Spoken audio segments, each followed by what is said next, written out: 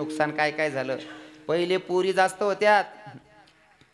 मनीषीन जर सुनबाई सासूना समोर एक बी शब्द बोले ना तरी सासू सांगे ए जास्त वाजा नको वाजवा नाही ते मन अंडवरले दुसरी करलंय जू. पहिल्या सासूवा कारण बेटी जायत तवय जास्त बोल नको नाही ते मन अंडवरले दुसरी करलंय जू. आते आते सासू असून ते शिट्ट्या फुकानच बंद होई गी. कुवाराला भेटत नाही अर्धा ना कवय नंबर लागे. उशीन सत्यानाश आपण करली. हो कन्या एवढं विशेष करत नाही दादा पण पोटातल्या पोटात पोरी मारल्या म्हणून हा सगळा सत्यानाश झालाय ना. आपल्याच पोरांना पोरी भेटनात अशी परिस्थिती झाली आहे. तुम्हाला सांगतो ऐका. पोरी मारल्या गेल्या याच्या मागे पाप करणारे आपणच आहे मारणारे आणि मारायला मजबूर करणारे पण आपणच आहे. म्हणजे काय काही काही लोकांनी हुंडा मागायला चव घातली काका म्हणून पोरी मारल्या गेल्या. हुंडा मागणाऱ्यांनी एवढी चव घातली होती का. हा पण पोरीच्या प्रत्येक बापाला पोरीच्या प्रत्येक मायला माझी विनंती असेल पोरींना जन्माला घातलंय ना मुलगी झाली ना त्या दिवसापासून नियोजनात राहायचं. रोजचे 10 रुपये जरी जमा केले पोरगीचं लग्न जाऊ द्या तिचं वाढण पण होईल एवढे पैसे जमा होतात. नुसत्या दिवसाला 10 रुपये 20 रुपये जमा केले तरी. काही काही लोक म्हणतात महाराज तुम्ही हुंडा लावायला राहणार आम्ही ऐपत छे का तेवढी. मजुरी करणारा माणूस होईल ना काका. मजुरी करणारा काय सांग राहिलो मी. मजुरी करणारा माणूस जो 300 रुपये रोज त्यांनी जास ना तो सुद्धा 50 रुपयांनी विमल खाय जास. मग जी पोरले आपण जन्माला घाल राहू 3 साडे जर त्या 50 जमा करात ते लग्नच नाही तिने डिलिव्हरी सुद्धा होई जाईल. पण लोकेशन दानत नाही हो. हुंडा लावानी अजिबात हुंडा लावाना टाळू नका. ऐपतीनुसार हुंडा दिला पाहिजे आपल्या आपल्या. बाकीनाच नाही ती चौघाल द्यायचे ना. पोऱ्यावाला जर उन्हा सरळ सांग देत कर नाही हो पण पैसाच नाही आव नाही मग दक्षूत आणि तुमले पटसूत करले जावा. कितला वायबार धंदा आहे. बोलू नका भाऊ बोल नको रे. बोलता आवर पुरा आहे ना वाटे. त्या बी काय करतील त्या मालेगावમાં राहतच म्हणल्यावर बड गचड पचड माशी येत ना तुम्ही. विठ्ठल विठ्ठल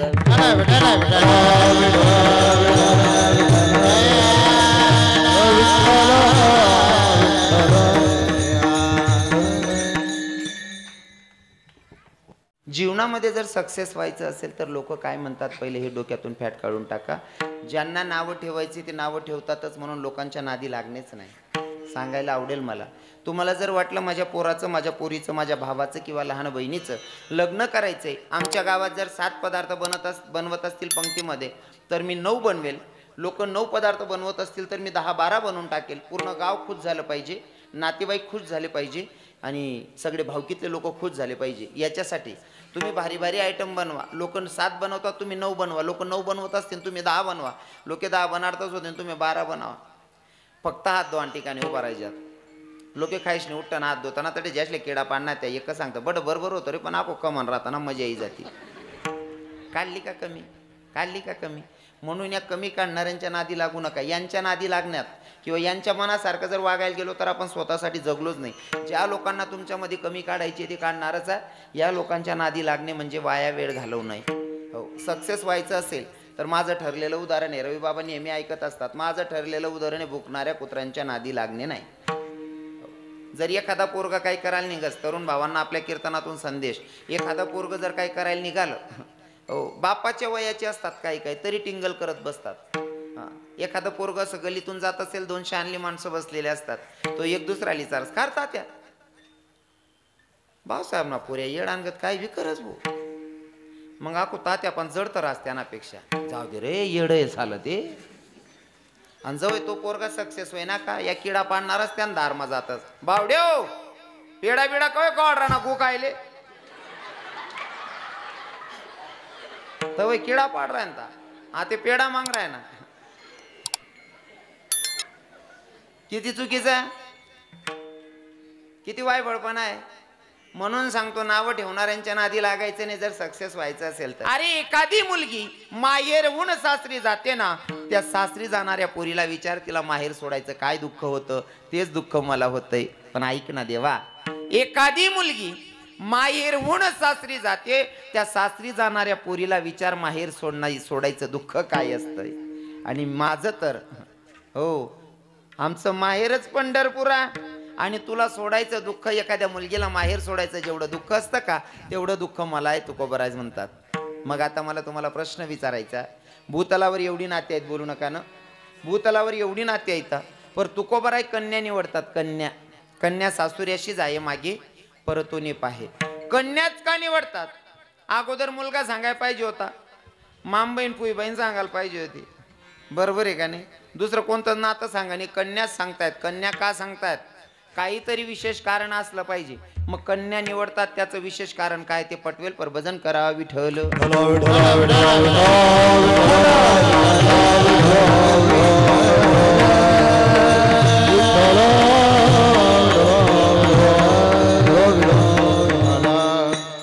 कन्या निवडतात तुकोबा आहे, त्याचं कारण असं आहे, उदाहरण देताना कन्येचंच देतात. देवा, एखादा पोरगीला माहेर सोडताना जे दुःख होतंय ना, तेच मला पंढरपूर सोडताना होतंय.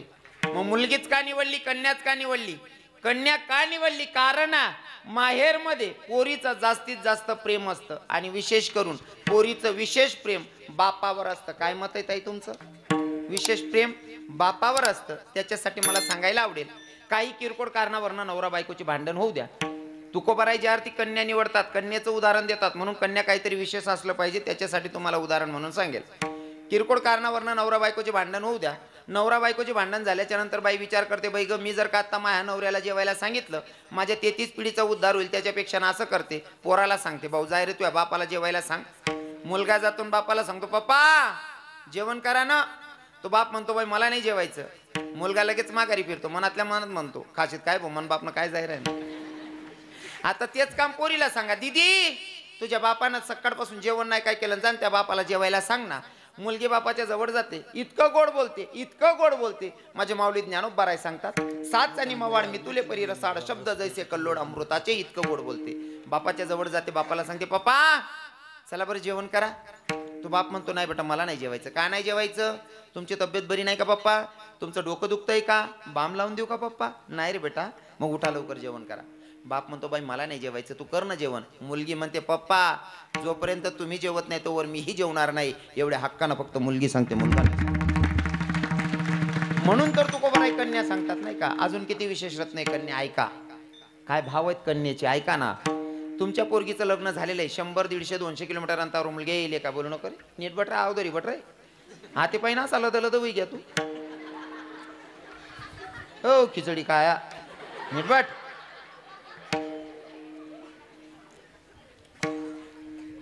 तुमचे पोरगीचं लग्न झालेला 200 किलोमीटर अंतरावर मुलगी दिलेली आहे. 100, 150, 200 जे अंतर असेल तिथून पोरगी सकाळी सकाळी भावाला फोन करते. भावाला सांगते, दादा पप्पांची तब्येत कशी आहे रे? तो भाऊ सांगतो, बाई मला तर काही माहिती नाही. लग्न झालं असेल तर बायकोला विचारतो, आणि लग्न झालं नसेल तर मायला विचारतो, का गाई माय वडिलांची तब्येत कशी आहे? माय सांगते, दादा तुझ्या बापानं 2 दिवसापासून जेवण नाही काय केलं, कालच्या दिवशी तुझ्या बापाला दवाखान्यात घेऊन गेली, आता तुझ्या बापाला सकाळी सकाळी गोळ्या औषधी दिल्यात, नाश्ता केलाय, तुझा बाप झोपला. तो रिप्लाय बहिणीला फोन करतो. बहिणीला सांगतो, ताई बापाच्या खाटेजवळून दिवसाला 4 चक्कर मारतो तरी मला माहित नाही बाप आजारी या. दिवसाला मी बापाजवळ घरामध्ये 4 चक्कर मारतो तरी मला माहित नाही बापाची तब्येत खराब आहे. तू 200 किलोमीटर अंतरावरनं सांगते बापाची तब्येत खराब आहे. हे ज्ञान तू कुठून प्राप्त करून घेतलंस? तेव्हा ती पोरगी सांगते, दादा याच्यासाठी मोठा गुरु करायची गरज नाही रे, अंतकरण असावं लागतं. म्हणजे कसं ग ताई? दादा जेव्हा सकाळी सकाळी मी चहा प्यायला बसली का, चहा पित असताना अचानक ठचका आला. ठचका आला त्या क्षणी ओळखलं, माझी माय आजारी का माझा बाप आजारी. ही ओळखण्याची ताकद फक्त मुलगीमध्ये, मुलगा. म्हणून तर तुकोबाराय कन्या निवडतायत नाही का. मग कन्या एवढं विशेष रत्न आहे, एवढं प्रेम करणारी व्यक्ती कन्या आहे. अजून सांगतो, एवढं प्रेम करणारी जर मुलगी असेल, मग तरी सुद्धा काही काही लोकांना मुलगीच नको ही मानसिकता का तयार झाली? अरे मुलगीचं महत्व जर सांगायला गेलो, तुम्ही रामचरित मानस जर वाचलं असेल गुरुजी, रामचरित मानस मध्ये गोड चिंतन आलेला. स्वामी रामतीर्थ पायी प्रवास करत असताना एक पिंड पर्वताच्या एका उंच शिखरावर चढत होते, आणि चढत असताना एक साधारणसा व्यक्ती त्याच्या पोरगीला घेऊन चालत होता. टेकडीचा भाग होता, चढावचा भाग होता. स्वामींना असं वाटलं याच्याकडनं पोरगी धरली जाणार नाही, म्हणून आवाज दिलाय, भैया ए भाईजी जरा रुक जा, ए जो लड़की तुम्हारे कंधे पर बैठी मेरे कंधे पर दे दे, जब तक कि तेरी थकान दूर जाएगी लड़की तेरे कंधे पर दे दूंगा. त्या साधारणच्या व्यक्तीने सांगितलं, गुरुजी मेरी बेटी आहे मेरे कंधे पर ही, ठीक आहे. अजून चालायला लागला.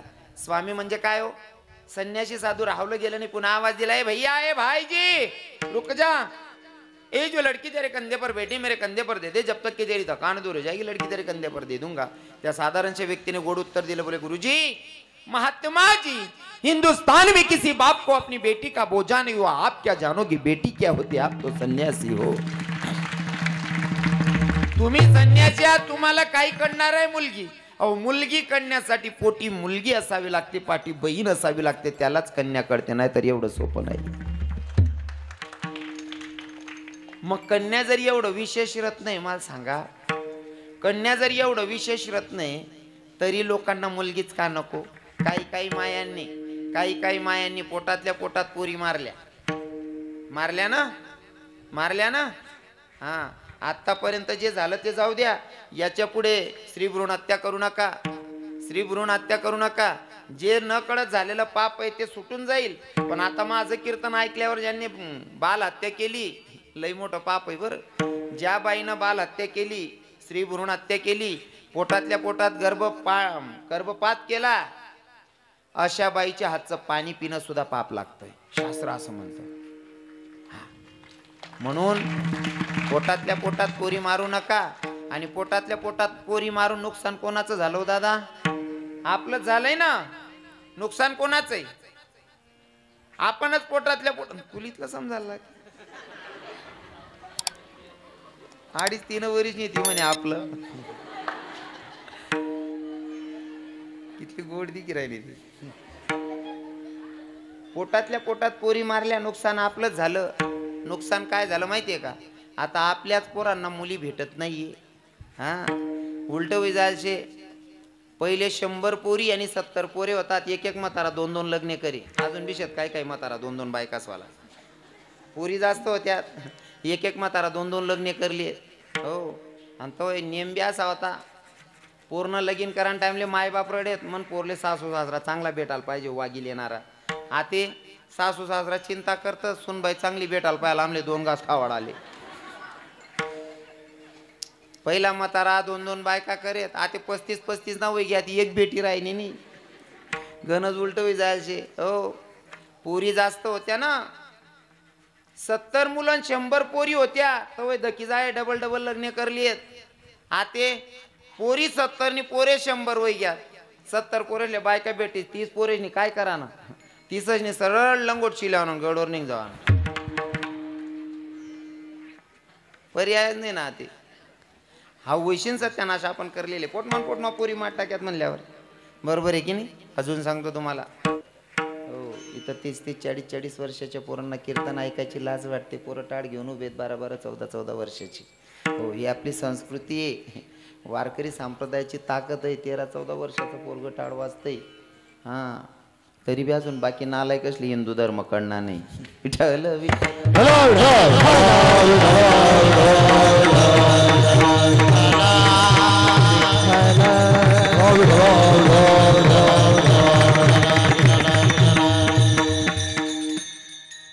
साऊंड सिस्टीमचे मालक, साऊंड सिस्टीम छान आहे.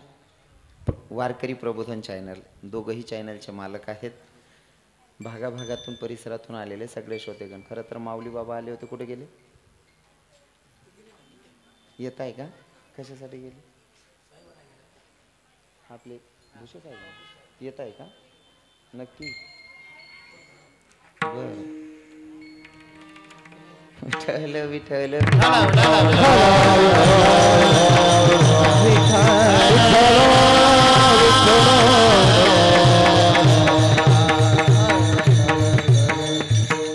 अभंग आहे तुकोबारायांचा. कोण तुकोबाराय? ज्यांची 65 लाखाची जहागीर लोकांना दान करावी ती तुकोबाराय. आणि ती तुकोबाराय रस्त्याने चालत असताना शानली माणसं उभी होती, त्या माणसांनी तुकोबारायांकडे बघावं आणि तुकोबारायांना बघून म्हणावं, तू क्यार कोणाकडे चाललाय? तुकोबाराय म्हणतात, बाप्पा जोवर माझ्याकडे पैसा अडका होता तोवर तुकाराम शेठ म्हणणारी लोक मला तुक्या म्हणायला लागली. देवावर काय प्रसंग आणून ठेवलाय. पण तुम्हाला सांगतो बरं का, जोपर्यंत आपल्याकडे पैसा अडकाय ना तोपर्यंत जवळचाही म्हणतो तो माझा लय, दूरचाही म्हणतो तो माझा लय जवळचा आहे. आणि पैसा नसल्यावर बाबा जवळचाही म्हणतो मी त्यांना ओळखतच नाही. सब पैसो के भाई दिल का साथी नाही कोय. पैसा असल्यावर दूरचाही जवळ होतो, पैसा नसल्यावर जवळचाही लांब जातो. आणि सांगू का तुम्हाला, आमचे संत सांगतात, हे सब पैसे को मान दुनिया में पैसा बना भगवान. सब पैसे को मान दुनिया में पैसा बना भगवान. सब पैसे को मान दुनिया में पैसा बना भगवान. सब पैसे को मान दुनिया में पैसा बना भगवान. पैसा बना भगवान. दुनिया में पैसा बना भगवान. दुनिया में पैसा बना भगवान. अरे सब पैसे को मान दुनिया में पैसा बना भगवान. सब पैसे को मान दुनिया में पैसा बना भगवान. सब पैसे को मान दुनिया में पैसा बना भगवान. सब पैसे को मान दुनिया में पैसा बना भगवान. गद्दा भी हो सेठ सावकार उसको सलाम हजार. सुत पित नारी प्रेम करते हैं पैसा दे के जान. सब पैसे को मान दुनिया में पैसा बना भगवान. सगळा खेळ पैशांचा आहे दादा. तुकोबरायांकडे पैसा अडका होता तोपर्यंत तुकाराम शेठ म्हणणारी लोक आज काहीच नसल्यावर तेच लोक तुक्या म्हणत होते. तुकोबराय म्हणतात बाप्पा अपेक्षा कोणाकडनं करायची. अरे ज्या समाजावर 65 लाख खर्च केला, ज्या समाजासाठी एवढा त्याग केला, पैसा होता तुकाराम शेठ म्हणत होते आज काहीच नाही, तर तुक्या म्हणायला लागले. देवा अरे काय प्रसंग आणून ठेवलाय. पर तुकोबराय म्हणतात मला समाजाशी घेणं देणं नाही. या देवा मला तुझी भेट घ्यायची, तुझं दर्शन घ्यायचंय. म्हणजे तुकोबराय चालते झाले रस्त्यावर बारकी पोरं उभी होती. त्या पोरांनी तुकोबरायांकडे बघावं, तुकोबरायांना बघून म्हणावं तू क्यार कुणाका चालला. तुकोबराय म्हणतात शहाणली माणसं जाऊ दे देवा, ही बारकी पोरं पण तुक्या म्हणायला लागली. अरे काय प्रसंग आणून ठेवलाय. पर तुकोबराय म्हणतात मला समाजाशी घेणं देणं नाही, मला देवा तुझी भेट घ्यायची. आणि खरं सांगू का, जीवनामध्ये जर सक्सेस व्हायचं असेल ना, जीवनात जर सक्सेस व्हायचं असेल गुरुजी रवी बाबा, तर लोकांच्याकडे लक्ष देणे नाही हाच एक पर्याय आहे. अन्यथा आपण मागे राहतो. कसं आहे ना, काही लोकांना सवय तुम्ही चांगलं करायला गेला तरी नावं ठेवणारी आहेतच लोक. काय रे भाऊसो ओ आप्पा या द्वारपाला अलग लायचे का.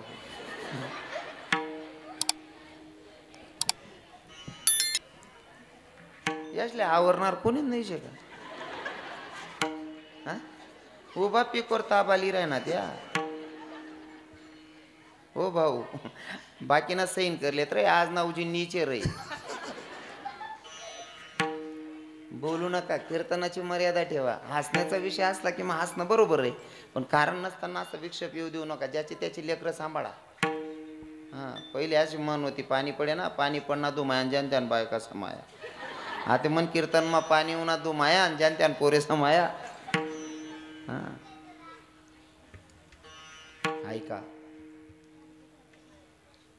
तर हा ज्यांना टिंगल करायची ते करतात, करू द्यायचं. माझ्या संतांचं मत तेच आहे. कोणी निंदा कोणी वंदा, आम्हा स्वहिताचा धंदा. लोकांच्या नादी लागणे नाही. माझे तुकोबराय म्हणतात बाप्पा जे लोक 65 लाखाच्या बोजाखाली दाबावलेत, जे लोक मला तुकाराम शेठ म्हणत होते तेच लोक तुक्या म्हणायला लागली. देवा काय प्रसंग आणून ठेवला, पण मला समाजाशी घेणं देणं नाही. देवा मला तुझी भेट घ्यायची. म्हणजे तुकोबराय चालते झाले, मागून पत्नीनं आवाज दिला. पत्नी म्हणते धनी ओ स्वामी ऐका ना, चाललात कुठं. ओ लेकरांना खायला काहीच नाही म्हणले, लेकरांना खायला काहीतरी आणा ना. माझ्या तुकोबरायांनी शेतीचा मार्ग धरावा, शेतीचा मार्ग धरावा. ऊसाची पेंडी घेऊन येत आहे पोरांना खाण्यासाठी. ऊसाची पेंडी घेऊन येत होते. रस्त्यात पुन्हा बारकी पोरं उभी होती. त्या पोरांनी तुकोबरायांकडनं ऊस मागावेत. महाराज आम्हाला ऊस द्या ना खायला. म्हणजे तुकोबरायांनी दुसऱ्याच्या लेकरांना ऊस दान करावेत. ओट्यावर येईसपर्यंत हातामध्ये 2च ऊसाचे टिपरे पडलेले होते. बाई रागात पाहते, बाई ग स्वतःची लेकरं उपोशी पोटी मरायला लागले, दुसऱ्याच्या लेकरांना ऊस दान करतोय. म्हणले बाई या माणसाला काही संसाराची काळजीच नाही. म्हणले दादा रागात तुकोबरायांची पत्नी हातात 2च ऊसाचे टिपरे बघितले आणि देवाला शिवी घातली. देवाला म्हणते मेल्या काळ्या सावड्या, अरे रणकी हो तुझी, पार माझ्या नवऱ्याला वेड करून ठेवलं ग बाई या देवानं. तुकोबरायांची पत्नी देवाला शिवी घालते, पण देवाला शिवी घालणे एवढा अधिकार त्या मायचा होता बर का. कोणी बी कोणले बी गाया देवनी. तुमले आयराणी समजी राहिनी ना, पण आयराणी समजस ना रवी बाबा. बरे म्हणतो का तुम्ही आता राहतात इधर राहू उधर जाऊ, म्हणजे समजस का नाही समजत. ऐका, तुकोबरायांची पत्नी देवाला शिवी घालत होती, पण त्या मायचा तेवढा अधिकार होता बर का. देवाला शिवी घालण्या एवढा त्या मायचा अधिकार होता. कोणी कोणालाही शिव्या देऊ नये. बाकीना लोके कोणले बी गाया देतात, बाकी नसले सुद्धी नाही राहत तरी देवले गाया देतच. इथला वायबार राहत. एक बाईनी बर पावसाळा मा दाबावर मिरच्या सुकाडायला टाक दिना आणि देवनी शिताडा गाया सुरू करत ती देवले गाया दे. माय ओ देव बी काय चगना ओ माय. हा ते माले सांगा, देवच गेले का आपण गेले? त्यांना सीजन मग तुम्ही मिरच्या सुकाडशात नाही तोच गेले का? चगेल कोण आहे मग? हा पहिले आपण अंतकरण झाके दाखा तरच दुसराला दोष देवाना. पण काय लोकेशले ना स्वतःच ठेवायचं झाकून, दुसऱ्याचं बघायचं वाकून ही सवय झालेली. विठ्ठल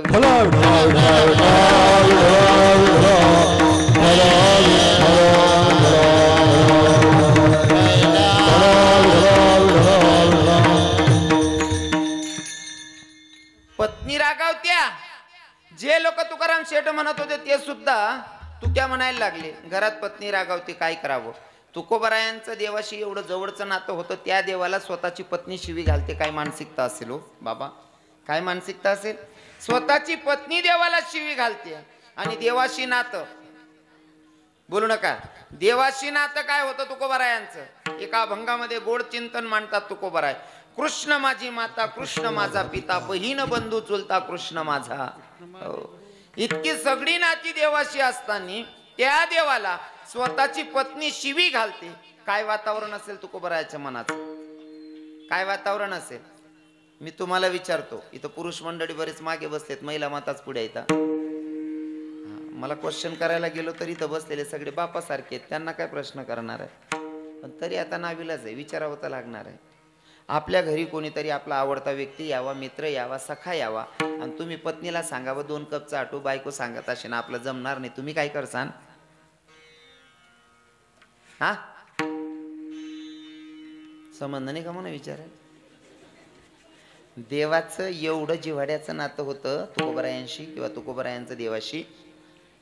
तुकोबराय देवाला म्हणत असताना सांगतात, कृष्ण माझी माता, कृष्ण माझा पिता, बहीण बंधू चुलता कृष्ण माझा, कृष्ण माझे गुरु, कृष्ण माझे तारू, उतरील पहिलं पारू. सर्व माझा काळ तुझी चिंतने, सर्व माझा काळ तुझी चिंतने, सर्व माझा काळ तुझी चिंतने, सर्व माझा काळ तुझी चिंतने.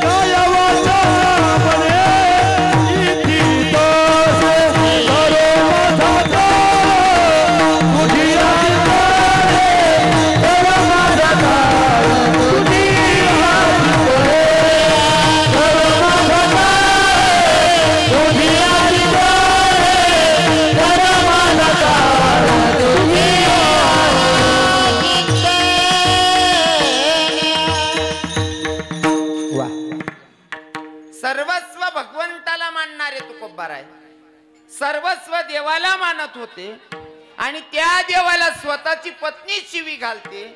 कसलं वातावरण असेल हो तुकोबरायांच्या घरातलं? मी तुम्हाला केलेला प्रश्न, तुमच्याकडे कोणीतरी तुमचा आवडता व्यक्ती आलेला आहे, तुमचा मित्र आलेला आहे, सखा आलेला आहे आणि तुम्ही पत्नीला सांगायचं 2 कप चाटू, बायको सांगत असेल आपलं जमणार नाही, तुम्ही काय करसान? मागचे दादा काय करसान लग्न होई झालेत ना बटाच ना तुम्ही असा ब्रह्मचारी सारखा देखील ना तुम्ही लगीन समजत नाही बुवा तुमच्याकडे तुमचा आवडता मित्र आलेला आहे तुम्ही पत्नीला सांगितलं 2 कप चहा ठेवू बायको सांगत असेल आपलं जमणार नाही तुम्ही काय करसान बायकोच्या कानाखाली वाजवायला आहे काय करणार बरोबर आहे ना पण ऐका माझ्या तुकोबारायांनी पत्नींवर राग न करता देवाकडे बघितलं देवाला सांगितलं देवा ती बोलते पण मनानं लय प्रेमळ आहे हो तिच्या बोलण्याका नका जाऊ काय उदाहरण तर करण्याचे माझे तुकोबर आहे पत्नींवर राग नाही केला देवाला सांगताय देवा ती बोलते पण मनानं लय प्रेमळ आहे हो तिच्या बोलण्याका नका जाऊ पण बघा प्रत्येक माणसाला मन असतं तुकोबारायांना बाहेरची लोक तुकाराम शेठ म्हणणारी तुक्या म्हणायला लागली लहान लहान लेकरं तुक्या म्हणायला लागली घरामध्ये पत्नी रागावते अपेक्षा कोणाकडनं ठेवायची बाहेरचे लोक काय म्हणतात माणूस सहन करू शकतो पण घरातल्यांनी तरी समजून घेतलं पाहिजे प्रत्येकाला अपेक्षा असते बाबा आणि तुम्हाला सांगू का घराचं वातावरण टिकवणं 2 लोकांच्या हातात असतं किती सुकलेला बगीचा असेल तरी तो फुलवण्याची ताकद 2 लोकांच्या हातात असते ती म्हणजे पहिली म्हणजे पत्नी आणि दुसरी म्हणजे माय या 2 भूमिका जर समजदार असल्या ना माया बहिणी तर तुमच्यावर इतका खेळा कितीही परिस्थिती हालाकीची असली तरी घरातलं वातावरण टिकून ठेवणं तुमच्या हातात आहे पत्नी एवढी समजदार असली पाहिजे पती बाहेरून फिरून आला ना पतीचा चेहरा पाहता क्षणी बाईच्या लक्षात येतं माझा पती नाराज आहे की आनंदात आहे पतीला पाहिलं की बाईनं करायचं पाण्याचा ग्लास भरायचा पती देवांच्या हातात द्यायचा पती नाराज आहे विचारायचं का हो काय झालं काय टेन्शन मध्ये आहात का कसला विचार करताय कर्ज झालंय ना मी आहे ना तुम्हाला सपोर्ट दोघं मिळून कर्ज फेडू टेन्शन घेऊ नका किती समाधान वाटेल त्या नवऱ्याला किती समाधान वाटेल हो टेन्शन घेऊ नका आहे तेवढं कर्ज फेडू जेवढं कर्ज आहे तेवढं मी स्वतः मेहनत लिसू तुम्हाला सांगे कर्ज फेडसूत जिथलं पिटणं तिथलं फेडसूत बाकीनं नाही पिटणं नाही मन दिसू कसला आनंद वाटेल त्या पतीला बरोबर आहे की नाही आणि माय सुद्धा तेवढी समजदार पाहिजे पोरगा पिरी यानंतर मायने लगेच चेहरा ओळखायला पाहिजे माय मन पोरगा नाराज आहे नर्वस आहे लगेच बाईना ध्यान मायाला पाहिजे मायने सांगायला पाहिजे भाऊ का रे काय टेन्शन माय कर्ज होई जायला शका मी हयात आहे तुमच्यासाठी मजुरी करसू तुला कर्ज फेडसू टेन्शन लिहू नको कितलं समाधान वाटी त्या पोऱ्याले पण काय काय माया पोरगा दार मावू नका सुरू कर देते बावड्या इल सांग बर रे तू घेतो ना कटका घाल द्यायचे इल सांग नाही त्यांना जीप उडले तेल लाई दिसू बरं मग त्या पोऱ्याला असं वाटत होतं स्टँडवर बसून बिड्या फुकीने चहा पियलच बरं होतं भो कत घरी आहे बाई या 2 भूमिका समजदार असल्या पाहिजे खास करून पत्नी तर एवढी समजदार असली पाहिजे जितका भक्ताचा देवावर विश्वास तितका पत्नीचा पतीवर विश्वास असणं गरजेचं आहे जसं की उदाहरण म्हणून सांगेल हे तू जो भी देना चाहे दे दे मेरे सरकार तू जो भी देना चाहे दे दे मेरे सरकार वो तेरी फूलों से भी प्यार तेरे कांटों से भी प्यार तेरे फूलों से भी प्यार तेरे कांटों से भी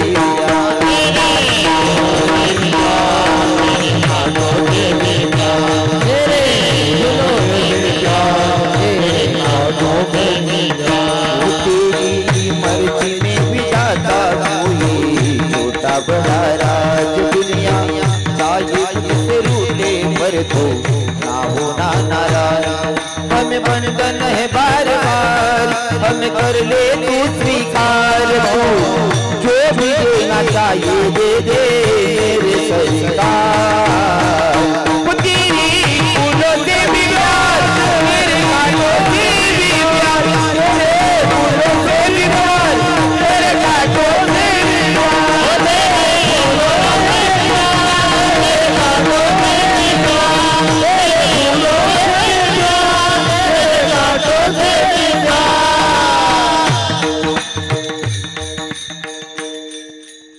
पर इथं तर पत्नी ही रागावत्या बाहेरचे लोकही तुक्या म्हणायला लागली देवा अपेक्षा कोणाकडनं करायची रे माझे तुकोबारे घराच्या बाहेर निघाले 4 आजी माया बसल्या होत्या त्या आजी मायांना बघूनच ए ताई बोलू नका ना बहिणी बोलू नका ना माया बोलू नका बोलू नका इथं जागा इकडे सरकून बस मागच्या नाही जागा राहील सर का पुढे फक्त बोलू नका आणि पायातली पायतन काढून घ्या चप्पल काढून बसा बहिणी.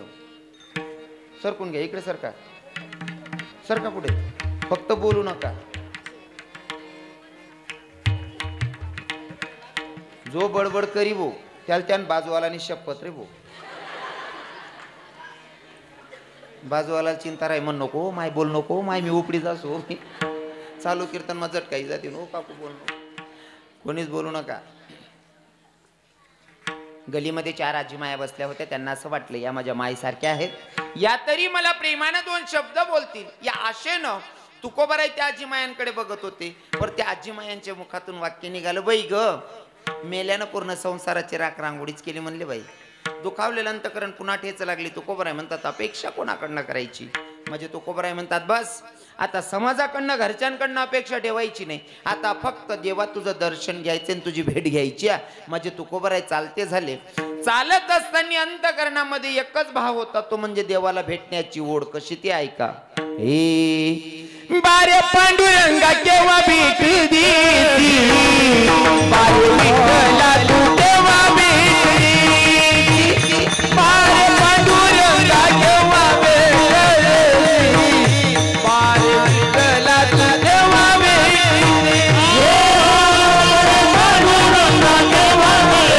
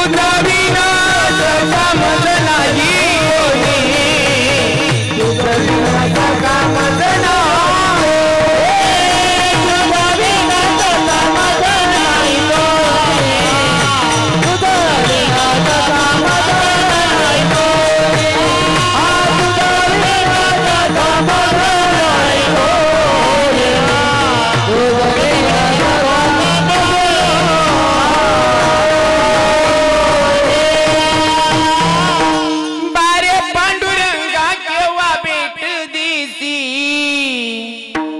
बारे विठ्ठला तू केव्हा अंतकरणापासून देवाला भेटण्याची ओढ आहे. पंढरपुराचा मार्ग धरलेला, रस्त्याने चालत असताना जे कोणी साधू संत भेटतील प्रत्येक साधू संताला नतमस्तक व्हायचे आणि एकच सांगायचं, साधू बाबा माझ्या अगोदर जर का पंढरीश पांडुरंग परमात्मा तुम्हाला भेटला तर माझा जयहरी सांगा, माझा रामराम सांगा, माझा नमस्कार सांगा. तुकोबाराय चालत होते आणि प्रत्येक भेटणाऱ्या साधू संताला नतमस्तक व्हायचं आणि एकच सांगायचं काय, हे तुम्ही सनकादिक संत, ओ तुम्ही सनकादिक संत,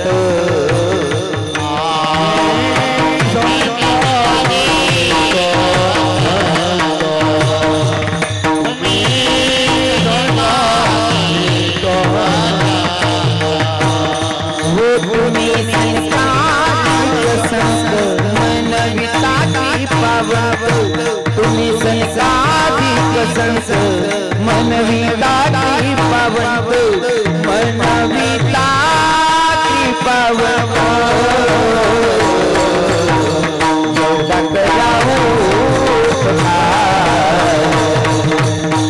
सासा देवाना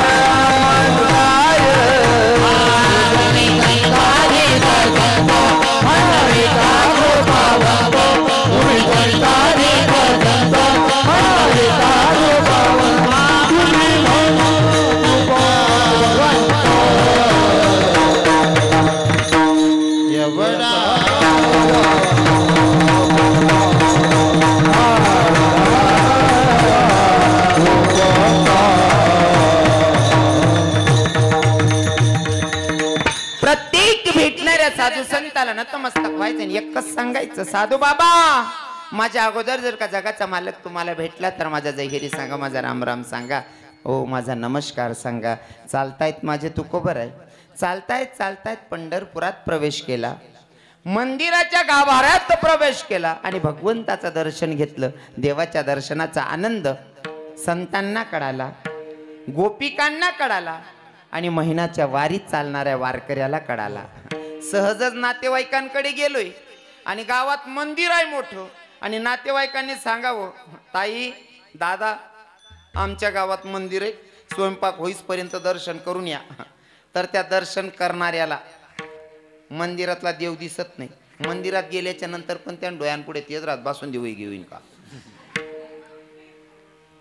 देवाचं दर्शन घेण्यासाठी अंतकरण शुद्ध असावं आणि देवाला भेटण्याचा ओढ असावा, देवाप्रतीचा भाव असावा. हो भाव तिथे देव, हो भाव तटे हा आणि चिवडा तटे शेव. हो बरोबर आहे की नाही. भाव चांगला असला तर भगवंत.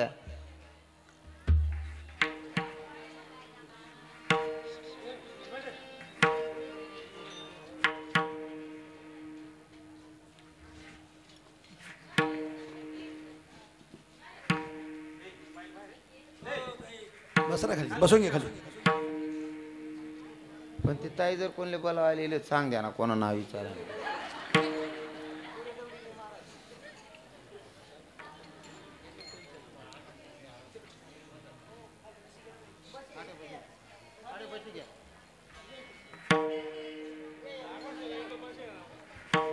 या नाही तर जागा आहे, घ्या बसून बसा. बोलतो व्याही बाईच निघत रावण्या करण्या पडणार. या रे बठा रे, जेवा रे, खावा रे. भयान कोण दादा काय राहणार वाट.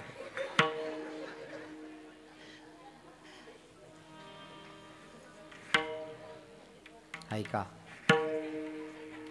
दर्शनाचा आनंद संतांना कळाला, देवाच्या भक्तांना कळाला आणि खास करून देवाच्या दर्शनाचा आनंद त्या गोपिकांनी घेतला. महाराज गोपी भाव जर सांगायचा असेल ना, गोपी भाव जर सांगायचा असेल, भगवंताचा दर्शनाचा आनंद जर सांगायचा असेल